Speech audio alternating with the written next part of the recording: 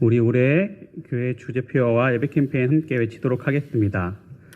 복음의 사람 예배자로 살게 하소서. 우리는 가정의 예배자입니다. 우리는 영적 예배자입니다. 우리는 삶의 예배자입니다. 아멘. 이번 주 묵상 말씀 마가복음 16장 6절의 말씀을 세 번 함께 합독하시겠습니다. 청년이 이르되 놀라지 말라. 너희가 십자가에 못 박히신 나사렛 예수를 찾는구나. 그가 살아나셨고 여기 계시지 아니하니라. 보라, 그를 두었던 곳이니라. 청년이 이르되 놀라지 말라. 너희가 십자가에 못 박히신 나사렛 예수를 찾는구나. 그가 살아나셨고 여기 계시지 아니하니라. 보라, 그를 두었던 곳이니라. 청년이 이르되 놀라지 말라. 너희가 십자가에 못 박히신 나사렛 예수를 찾는구나. 그가 살아나셨고 여기 계시지 아니하니라. 보라, 그를 두었던 곳이니라. 아멘. 이 새벽에 우리에게 주시는 하나님 말씀은 민수기 11장 1절에서 15절까지의 말씀입니다. 새벽을 깨우시고 또 주님을 사모하여 나오신 영신의 우리 성도님들을 축복합니다. 오늘 제가 우리 성도님들과 함께 나눌 말씀의 제목은 하나님께 받은 은혜를 기억하자입니다. 하나님께 받은 은혜를 기억하자라는 이 말씀을 가지고 우리 성도님들과 함께 은혜 받고 하나님의 마음을 또 알아가는 시간 되길 원합니다. 어릴 때 제가 들었던 전래동화 이야기 중에 은혜 갚은 까치라는 이야기가 있습니다. 모두 잘 아시는 이야기이실 겁니다. 옛날에 과거를 보러 가는 한 선비가 있었습니다. 이 선비가 길을 열심히 가고 있는데 한 까치가 구렁이에게 잡아먹히려는 그 모습을 발견하게 됩니다. 그래서 이 선비는 그 위험에 처한 까치를 구해주려고 구렁이를 죽이게 됩니다. 그래서 이제 그렇게 까치를 구해주고 이 선비는 계속 길을 가던 중에 날이 저물어 묵을 곳을 찾고 있었습니다. 저 멀리 바라보니 불이 켜진 기와집이 한 채 있었고 그곳에서 하룻밤을 청하였습니다. 그곳의 집주인은 어여쁜 처자였는데 흔쾌히 이 선비를 묵게 해주면서 거기에 더해서 진수성찬에 저녁까지 차려줘 융숭이 대접했습니다. 이렇게 잘 대접받은 선비가 배불리 먹고 이제 잠자리에 들려고 할 때 이 어여뻤던 처자는 갑자기 구렁이로 변해서 이 선비를 죽이려고 했습니다. 이 어여쁜 처자는 그 낮에 까치를 구해주기 위해서 죽였던 구렁이의 아내 되는 구렁이였던 것입니다. 남편 구렁이가 이 선비에게 죽임을 당하자 복수를 위해서 어여쁜 처자로 변신하고 그렇게 함정을 파서 기다리고 있었던 것입니다. 선비는 살려달라고 애원을 했고 아내 구렁이는 그렇다면 동이 트기 전에 저 언덕 너머에 있는 절에서 종이 3번 울리면 내가 너를 살려주겠다라고 약속을 합니다. 절대로 일어날 수 없는 일이라고 생각해서 한 약속이었습니다. 그런데 어찌된 영문인지 날이 동이 트기 전에 분명히 절에 있는 종에서 3번 종이 울렸고 이 아내 되는 구렁이는 사라지고 선비는 생명을 구할 수 있었습니다. 어찌된 일인지 너무나 궁금했던 이 선비가 바로 또 그 절로 달려가게 됩니다. 절로 달려가서 그 종을 쳐다보니 종 밑에는 머리가 깨져서 죽어있는 까치가 있었습니다.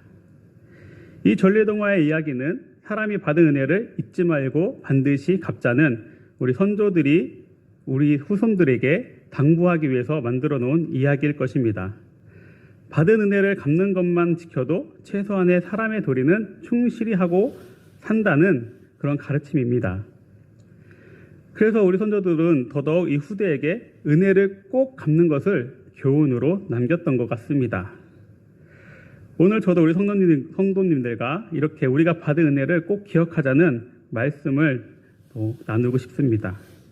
우리는 하나님께로부터 너무나 크고 놀라운 절대 다른 사람이나 다른 대상으로부터는 받을 수 없는 그 구원의 은혜를 받은 사람들입니다. 이 사실은 우리 성도님들도 모두 다 인정하시고 받아들이실 겁니다. 그렇다면 우리는 하나님께 그 받은 은혜에 보답하는 삶을 살 수 있어야 합니다. 그것이 최소한의 사람의 도리를 하는 삶이라고 생각합니다. 하나님의 백성들이라면 누구나 해야 되는 마땅한 도리일 것입니다. 하지만 오늘 말씀에 나오는 이스라엘 백성, 하나님의 백성으로 선택하여 주신 그 첫 민족인 그들은 그런 삶을 살지 못했던 것 같습니다. 이스라엘 백성들은 출애굽을 한 뒤에 시내산에서 약 2년 동안 머무르면서 하나님께 십계명과 율법을 받고 성막도 만들게 되었습니다.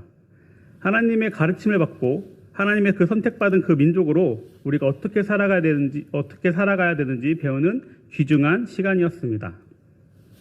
또한 그들은 출애굽부터 그때까지 하나님께 매일 같은 놀라운 기적을 체험하는 그 경험도 가지고 있었습니다.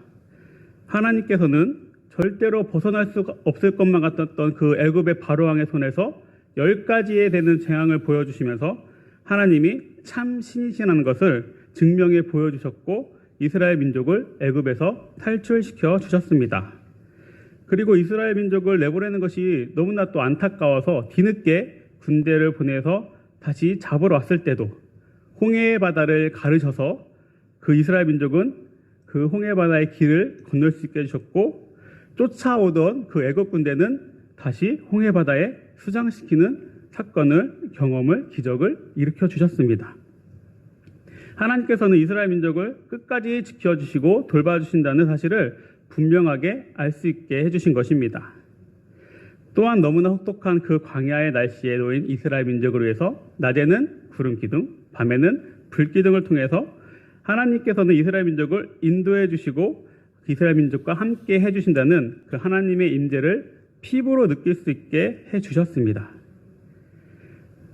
그뿐만 아닙니다. 이 출애굽을 했을 때 가지고 온 식량이 다 떨어져서 먹을 것이 없게 되자 하나님께서는 만나를 매일매일 공급해 주셨고 고기가 먹고 싶다고 불평했을 때는 메추라기를 또 주셔서 고기를 먹고 싶은 이스라엘 민족을 달래주셨습니다.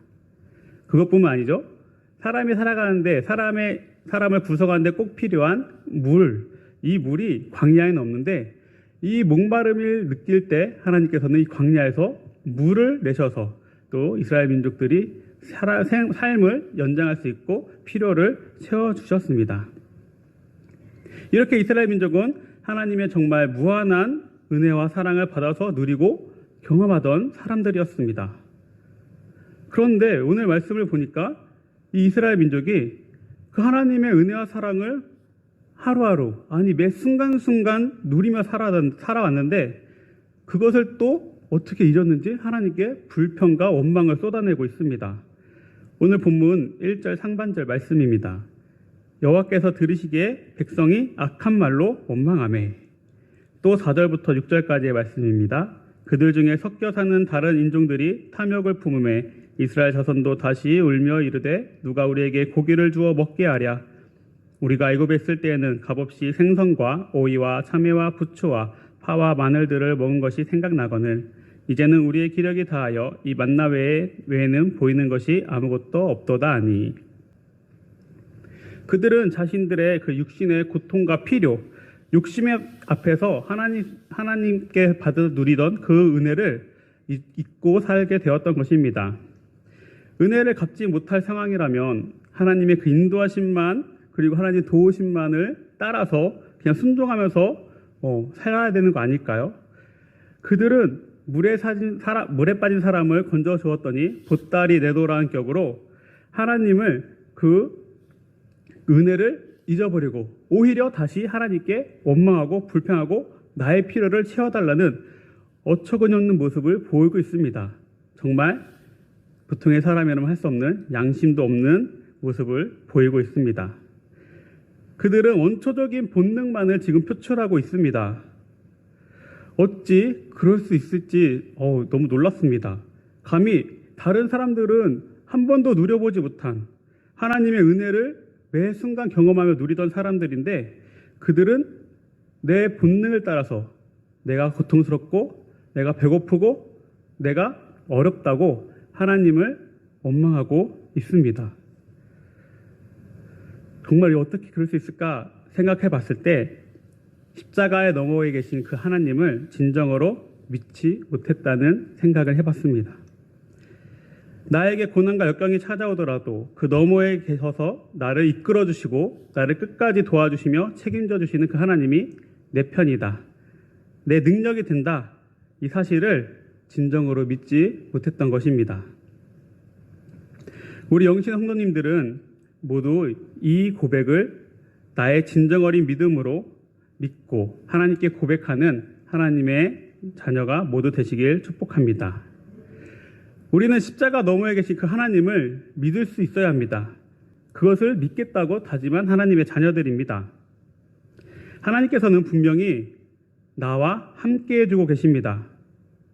내가 고난의 시간을 지나갈 때에도 하나님이 침묵하시는 것 같아도 하나님이 안 계신 것 같이 느껴질 때에도 때로는 하나님이 나를 버렸다고까지 생각이 들 때에도 하나님은 항상 나와 함께 해주고 계십니다. 내 곁에 머무시고 계십니다.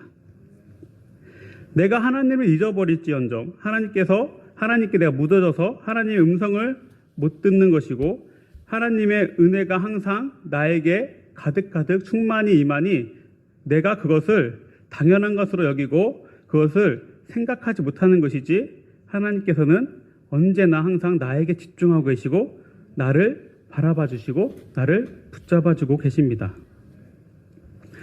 우리 그리스도인들은 십자가 너머에 있는 그 하나님께서 주시는 영광과 은혜를 익히 받아 누리고 있는 사람들입니다.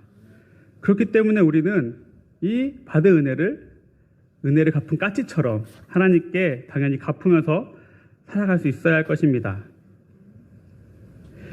오늘 본문에 나오는 이스라엘 백성들처럼 내 원초적인 그 본능만 따라서 나의 필요만 따라서 하나님께 원망과 불평을 쏟아내서는 안 될 것입니다. 우리 사람은 그 첫사람인 아담과 하와로부터 죄가 들어온 후 아담의 자손으로 태어난 모든 사람은 죄악된 본성에서 자유로울 수 없습니다. 그래서 항상 우리는 하나님의 은혜를 기억해야 하는 것이며 하나님의 은혜를 갚기 위해서 부단히 노력하는 삶을 살아야만 합니다. 먼저 내가 받은 그 은혜가 얼마나 귀하고 소중한 것인지 깊이 묵상하고 잊지 않았으면 좋겠습니다. 호의가 계속되면 권리로 착각한다는 이야기가 있습니다. 어려운 사람이 있어서 한 번, 두 번 그 사람을 도와주었는데 어떻게 나중에 상황이 여의치 않아 나도 그 사람을 도울 수 없을 때 도움을 받던 사람이 도리어 나에게 화를 낼 수 있다는 그 상황에서 만들어진 이야기입니다. 이것은 무엇일까요? 이 사람이 한 번, 두 번 도움을 받을 때는 감사하게 여겼지만 그 도움이 계속됐을 때 내가 당연히 받아야 되는 권리라고 생각하고 왜 나중에는 도움을 못 받자 왜 날 도와주지 않냐고 오히려 화를 내는 너무나 어처구니 없는 일입니다. 다 내 사람의 본성이 드러나는 사건입니다. 우리가 인식하지 않는다면 대부분 우리의 삶의 모습 속에서 이렇게 죄된 본성이 내 삶의 모습을 통해서 나오게 됩니다. 그렇기 때문에 우리는 이 죄된 본성을 인식하고 내가 좋은 것, 내가 원하는 것, 내가 하고 싶은 것만을 따라서 선택하는 그 모습을 우리가 조심해야 합니다. 그 선택은 대부분 나의 죄된 본성을 따라서 내가 원하는 것을 선택하는 모습이기 때문입니다. 그렇기 때문에 우리가 가능하면 매 순간 하나님께로 받은 그 은혜를 묵상하고 기억할 수 있으면 좋겠습니다. 주고받당한 이 죄인이 아무 값도 지불하지 않고 받아 누리는 그 큰 은혜를 잊지 않았으면 합니다. 그것이 내 죄된 본성을 억누르고 하나님께 받은 은혜를 생각하며 그 은혜를 갚으며 살 수 있는 방법이기 때문입니다.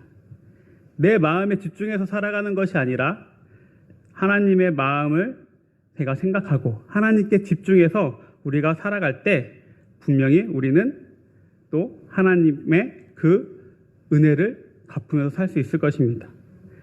그렇기 때문에 내가 먼저 겸손하게 내 자아를 죽이고 하나님께 집중하기 원합니다. 항상 내 영이 깨어있길 바라고 하나님의 음성과 하나님의 마음에 민감하게 반응할 수 있게 되기를 원합니다. 우리가 영적으로 이렇게 깨어있는 삶을 살지 못한다면 우리의 힘으로는 절대로 하나님께 받은 그 은혜를 갚으며 살아낼 수 없기 때문입니다. 우리는 죄인 중에 괴수고 매우 연약하여 그 사탄의 유혹에 언제든지 넘어질 수 있는 존재들이기 때문입니다. 우리가 하나님께 받은 그 은혜를 생각하고 묵상하고 갚으며 살 수 있기 위해서 내 자아가 죽어지길 원합니다. 내 마음, 내 생각, 내 가치관, 내 주장, 그 모든 것을 내려놓고 온전히 하나님의 말씀만을 따라서, 하나님의 마음만을 따라서, 하나님의 인도하심을 따라서 그 순종하는 삶을 살아가길 원합니다. 그래야 내 죄된 본성을 따라 살지 아니하고 우리는 하루하루 하나님께 붙잡혀서 하나님이 원하시는 삶을 살아갈 수 있게 될 것입니다. 내 자아가 죽어야지 내 안에 있는 부활의 그 영광을 우리는 맛보고 그 은혜를 누리는 삶을 살아갈 수 있게 될 것입니다. 그래서 우리는 내 욕망을 성취하고 내 욕심을 따라서 죄를 선택하는 삶이 아니라 하나님께 붙들려서 하나님이 원하시는 그 삶을 살아가는, 하나님께 받은 은혜를 갚아가는 그 삶을 살아갈 수 있을 것입니다. 고린도전서 15장에 부활을 설명하면서 사도 바울은 31절에 이렇게 말합니다. 형제들아, 내가 그리스도 예수 우리 주 안에서 가진 바 너희에 대한 나의 자랑을 두고 단언하노니 나는 날마다 죽노라. 아멘. 사도 바울이 자신이 날마다 죽는다고 고백합니다. 이때의 죽음은 내 육신의 자아가 죽어가는 죽음입니다. 영적으로 그렇게 위대하고 뛰어났던 사도 바울조차도 매일 그 순간순간마다 영적으로 깨어있지 아니하면 내 자아의 그 죄된 본성에 따라서 죄악된 삶을 살아가기 때문에 의식적으로 내 자아를 죽인다는 고백입니다. 그래서 사도 바울도 매일 십자가에서 내 자아를 죽이고 하나님께 붙잡힘 받는 그 삶을 나는 살아간다, 이렇게 고백하고 있습니다. 그럴 때 우리는 사도 바울처럼 다시 하나님의 그 부활의 은혜를 경험하고 하나님께 붙들려서 하나님의 일을 감당하고 하나님께 은혜를 갚아 나아가는 삶을 살아갈 수 있는 그리스도인으로 변하게 될 것입니다. 우리가 내 자아를 죽이지 못한다면 결코 우리는 하나님께 받은 그 은혜를 나의 힘으로 스스로 갚아낼 수 없음을 기억하시길 바랍니다. 이스라엘 민족은 하나님께 받은 그 너무나 큰 은혜와 감격과 기적이 있었지만 내 자아를 죽이지 못했기 때문에 끊임없이 원망과 불평을 쏟아내며 죄된 본성을 따라서 하나님의 그 말씀에 반대되는 삶을 살았던 것입니다. 그렇기 때문에 우리는 내 안에 있는 내 그 생각, 내 자아들을 좀 내려놓으시고 내 안에 있는 그 하나님의 영으로 하나님께만 집중하여서 하나님의 그 음성에 민감하게 반응하는 삶, 하나님의 인도하심에 순종하는 삶, 하나님의 은혜를 갚는 삶을 살아가는 우리 모든 저와 영신의 성도님들이 되시기를 간절히 축복합니다. 우리 함께 기도하시면 좋겠습니다. 먼저는 오늘 나눈 말씀을 기억하시면서 기도하시면 좋겠는데요. 십자가 너머에 계시는 그 하나님을 바라볼 수 있는 믿음을 허락해달라고 우리 함께 기도해 주시고, 다음으로는 내 자아를 십자가에 못 박고 온전히 하나님을 따르는 그 은혜를 갚는 삶을 살아가겠습니다. 결단하는 기도를 먼저 함께 기도드리면 좋겠습니다. 우리 주여 한번 외치시고 이 두 가지 기도 제목 가지고 함께 기도로 나아가도록 하겠습니다. 주여